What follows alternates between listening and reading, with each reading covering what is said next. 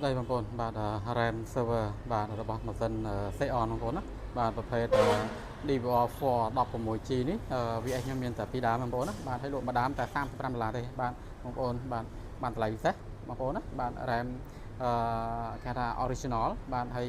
បន្ទាប់មកមាន16 G ទៀតបងប្អូនណាបាទហើយ DDR4 នេះបងប្អូន16 G បាទហើយបើវាបាទ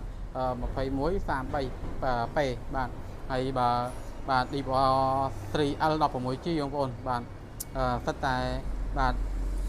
brand ដែល original នេះ Samsung បងប្អូនណាបាទប៉ុន្តែDDR3L បាទ16 G បាទ RAM server ដូចគ្នាបងប្អូនម៉ាស៊ីន Xeon បងប្អូនណាបាទមាន5ដើមបាទបងប្អូនយកទាំង5គឺជាមួយនឹងតម្លៃបាទ16 G នេះបាទ VS ខ្ញុំលក់តែ25ទេបងប្អូនណាមួយដើមណាបាទតិចបាទ brand Samsung ហើយ